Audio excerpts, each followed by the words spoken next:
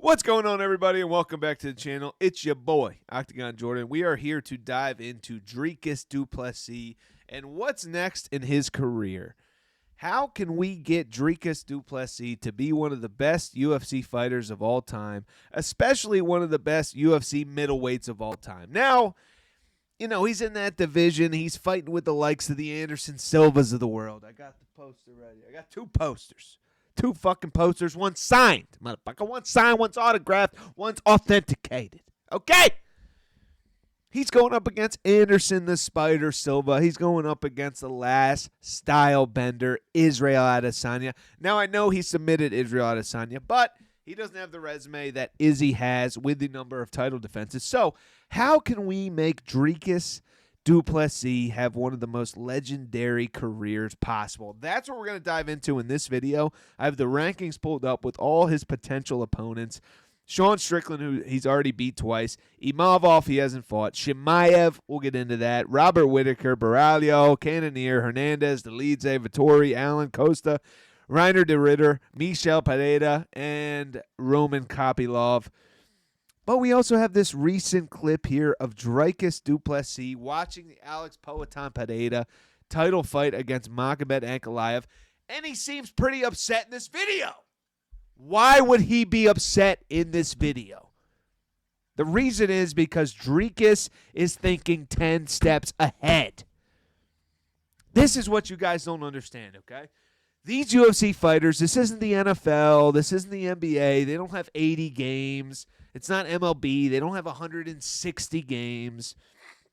Hey, let me make my impression. Bryce Harper's going to hit a home run in the first round of the MLB playoffs. Well, there's 50 more games to get to the World Series. Awesome. That was a great home run, Bryce. Way to go. Great walk-off. That's sick. But you guys lost in the fucking NLCS. Okay, who gives a fuck? Who cares whatsoever? Same shit in football. Oh, way to go, Lamar Jackson. You're a stud in the wild card round. Wow. Big game Aaron Rodgers. I got the fucking Packers gear. Big game Aaron. Big game Aaron Rodgers. Wow, MVP's out the ass. Touchdown to interception ratio. Holy shit, this guy's a Hall of Famer. One fucking Super Bowl for Aaron Rodgers. The same amount of Super Bowls as fucking Nick Foles and fucking Jalen Hurts. Makes me sick. So this is what you guys don't understand. These MMA fighters, they get to fight twice, 3 times per year. They have to make the most impact possible. They're not scared to fight anybody. They don't give a fuck who they want to fight. If you're smart, you're strategic. And guess what? Dricus du Plessis is the most strategic out there in the game. He's mapping out his career. He fought Sean Strickland for the belt. He fought Adesanya while Adesanya was coming off a fucking loss. You know why? Because Dricus wanted it on his resume. He wanted one of the middleweight goats on his resume. He knew he wasn't getting Anderson Silva, 46-year-old Anderson Silva. So he wanted Israel Adesanya on his fucking resume. Robert Whittaker as well. Fucking throw him on there. Who cares? And he's been calling out Khamzat Chimaev since he's got the fucking belt. Excuse me while I drink some of my beer. I still got my St. Patty's Day vibes. Let's go.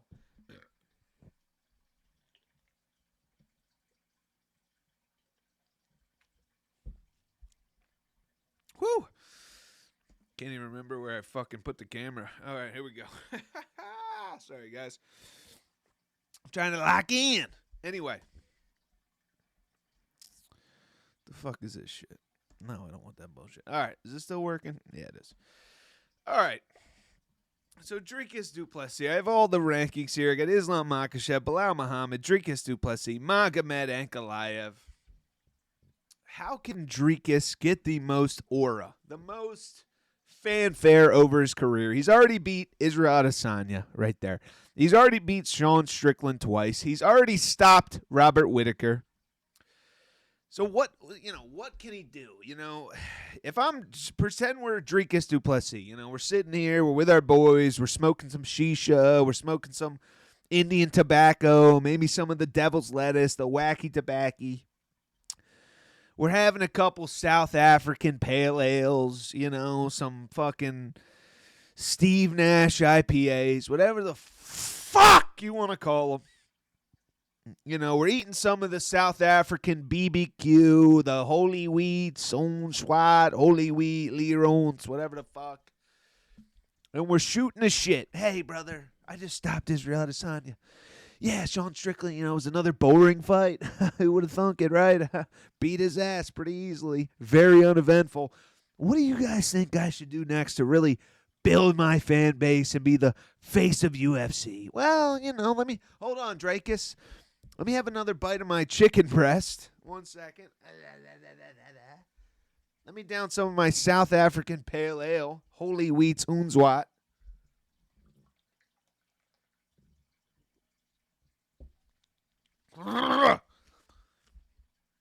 Woo! I started this video at a bad time. Oh, I got pissed like a racehorse. All right. So, I think Dricus has his eyes on a couple different folks. All right. Now, obviously, we know Anthony Hernandez is moving up in the rankings. Do you think Dricus du Plessis is keen on an Anthony Hernandez matchup?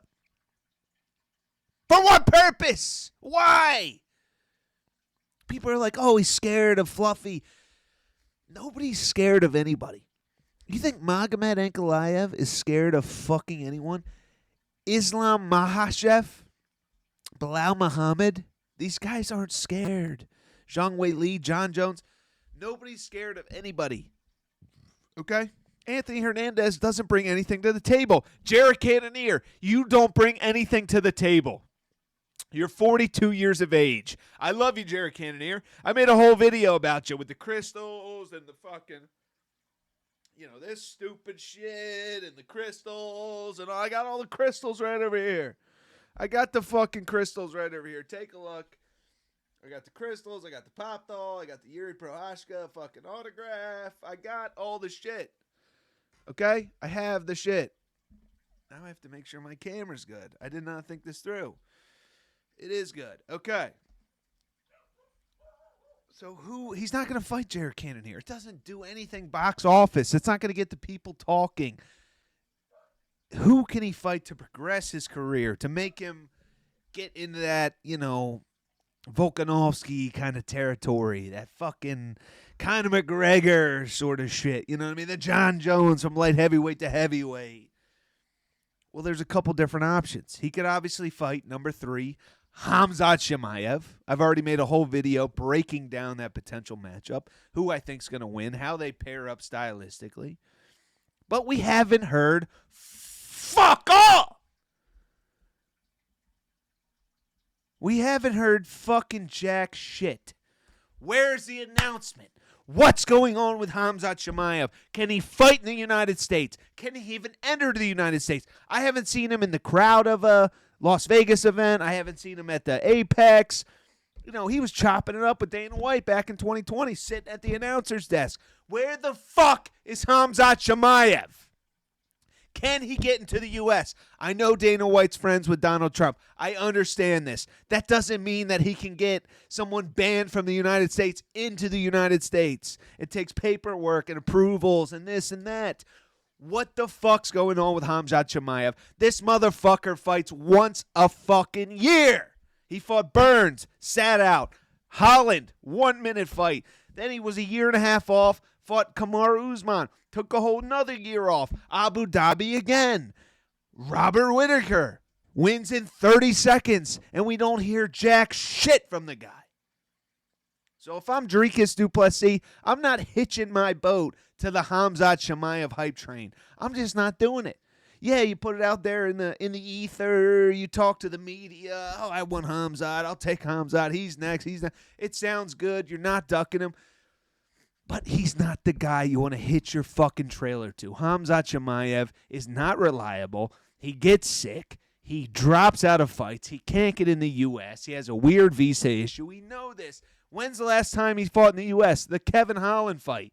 Nate Diaz and Tony Ferguson were main eventing a fucking pay-per-view last time Khamzat Chimaev fought in the United States.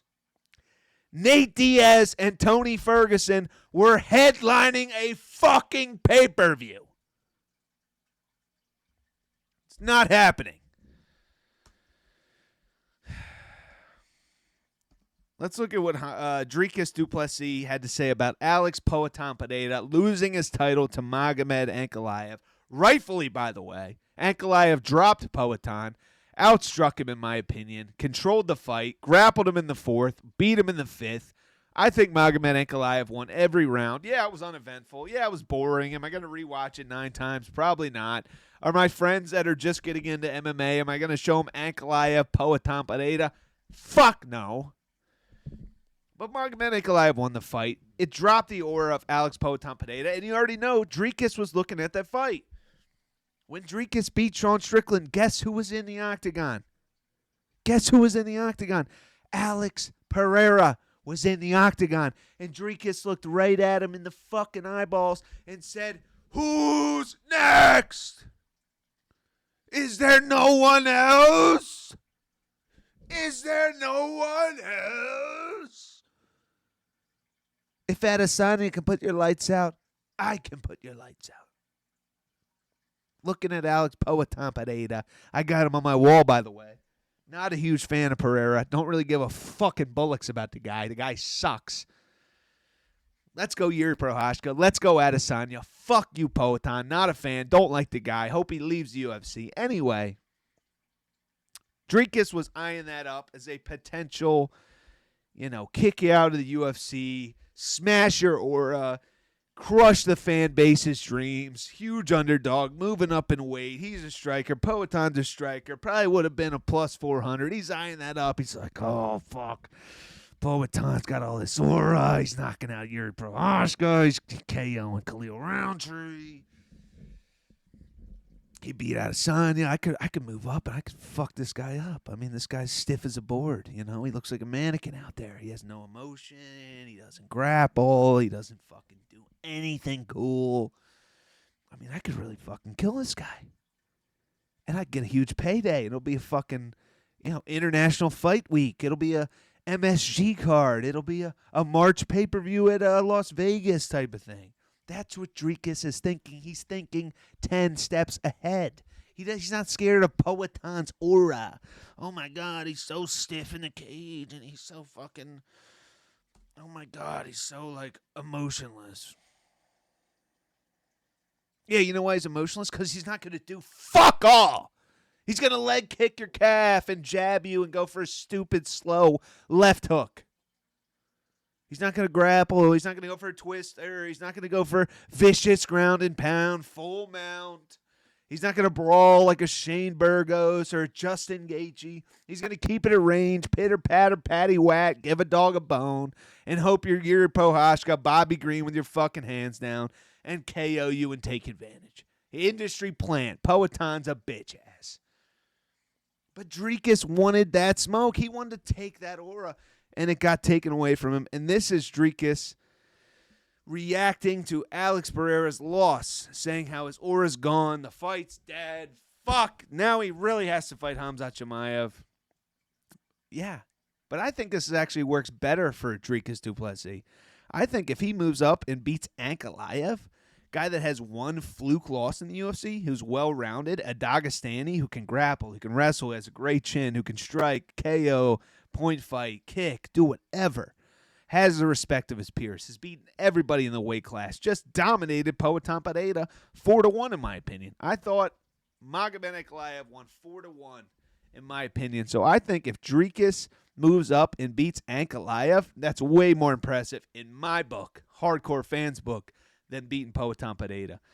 But here's Dricus' reaction. Just bummed that the aura's gone, the money grab's gone.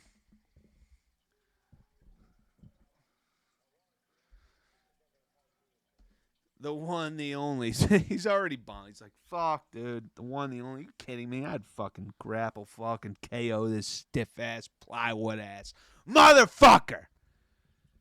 Guy's a piece of plywood. Stands there, jumps up, his fucking leg kick. Oh, God, I don't grapple. I move away. I bounce. Bounce, bounce, bounce, bounce, bounce. Like, what the fuck, dude?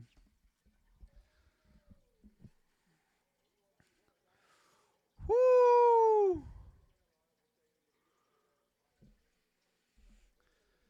took the biggest payday of his life. He knew that was easy money. Dricus knew that was easy. He would do that better than Ankalaev. Dricus is quicker than Ankalaev. He has more submissions than Ankalaev. You took Dricus' payday, damn it! Now we got to drink.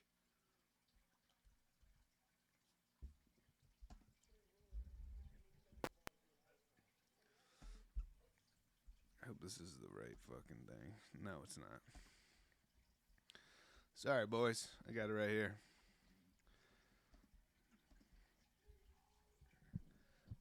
That's Dricus reacting, the one, the only.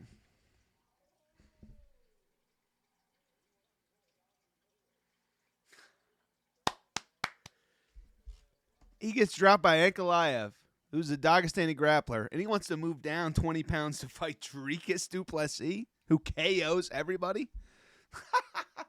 Fucking skeleton zombie out there.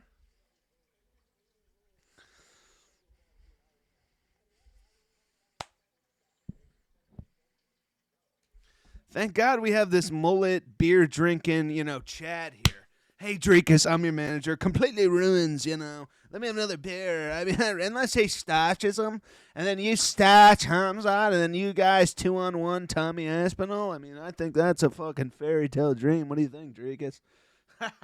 Should I shave my head again? This guy fucking... This is Dricus' manager. Now we know why Dricus didn't take the Whitaker Adesanya fight when it was first offered. This fucking cat. Or garbanzo beans. All right, Dricus, Khamzat, make the fight. I got to piss. Holy shit. Thanks for tuning in. Till next time, I'm out.